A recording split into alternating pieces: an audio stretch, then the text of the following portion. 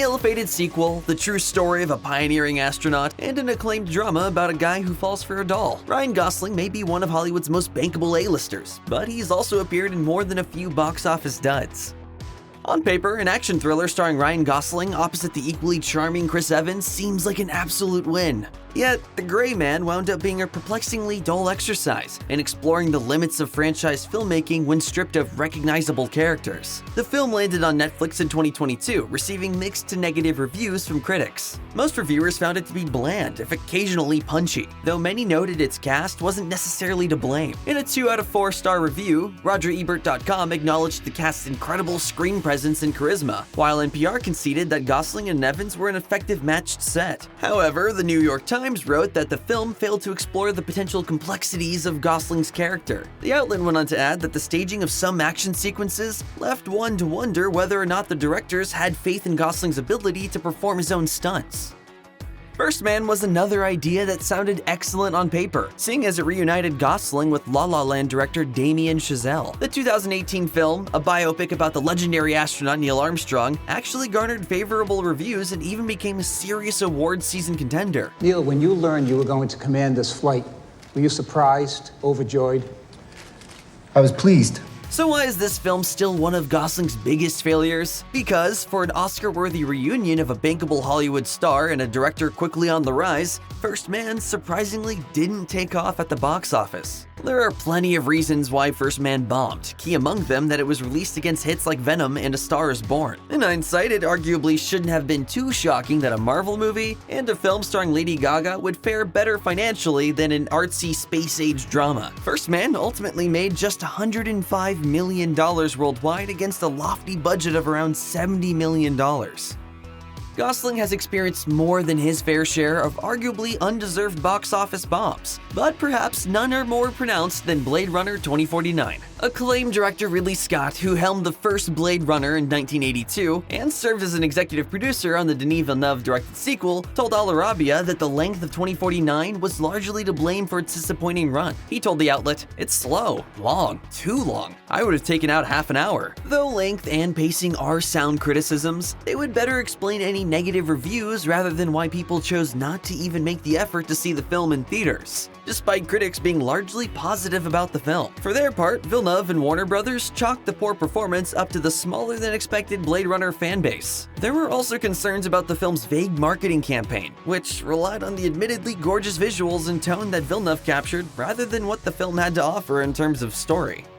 What if we told you there was a film out there that starred not just Ryan Gosling, but fellow Academy Award nominees Michael Fassbender, Rooney Mara, and Cate Blanchett? You might be a bit shocked that a movie with so much star power could essentially go unnoticed upon its release. One more name, however, would probably make all this confusion go away rather quickly: Terrence Malick. As a director and writer, Malick's work is not the least bit conventional. His films are almost unanimously experimental and have little concern for placating the demands of commercial filmmaking. In other words, for those familiar with Malick's style, it isn't surprising that 2017's Song to Song was neither critically nor commercially successful. Like his other films, Malick's somber and exploratory tale of unfaithful artists trying to find meaning in their lives almost defies critical comparison, and was likely never expected to draw the same crowds as other star-studded dramas. It's hard then to classify this as a true failure, even though it did objectively fail to make a positive impression among a majority of critics or audiences, and made less than $2 million worldwide. Given the autonomy Malick had, one would imagine he succeeded in whatever goal he was attempting to accomplish with Song to Song.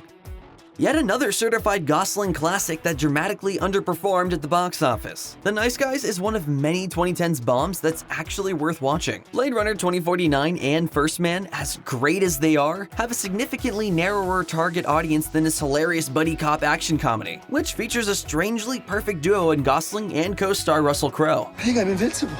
It's the only thing that makes sense. I don't think I can die. Based on the critical reviews they obtained, Metacritic awarded The Nice Guys a generally favorable score of 70 out of 100, while Rotten Tomatoes posted that 91% of critics gave the film a positive review. Both sites also indicate a positive reception from general audiences. Unfortunately, however, the film made about $71 million worldwide against a budget of $50 million.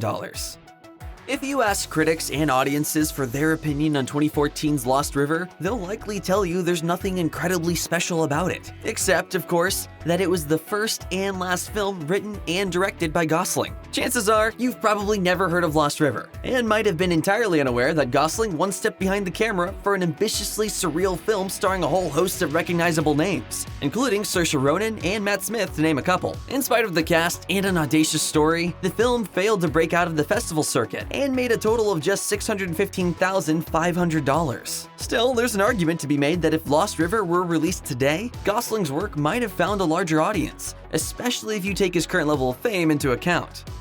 Fans of Gosling's work and drive might be delighted to learn that he collaborated with director Nicholas Winding Refn on a second film, 2013's Only God Forgives. They might be slightly less delighted, however, when they see how it was torn to shreds by critics upon its release, before slinking out of theaters with a shrug-worthy $10.6 million haul. At the time, the film was largely notable for an apparently unfathomable level of violence. In its review, Time Out even compared the story to that of a straight-to-DVD B-movie. It does have its defenders among the critical community, with The Guardian giving the film 5 out of 5 stars upon release, and publishing a lengthy defense of it in 2021.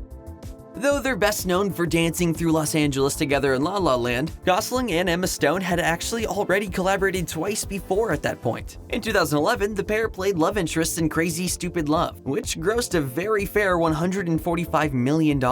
Shortly afterward, however, Stone and Gosling reunited under less favorable circumstances for the mob thriller Gangster Squad. Directed by Ruben Fleischer, Gangster Squad was dumped into theaters in January 2013, and made just over $105 million against a $60 million budget. It was a budget that seemed to suggest that Warner Brothers expected Fleischer, Gosling, Stone, and the rest of the top-shelf talent on board to deliver a massive hit. To make matters worse, Gangster Squad also received largely negative reviews from critics, who generally felt that it used mind-numbing violence to distract from a flat and uninteresting script.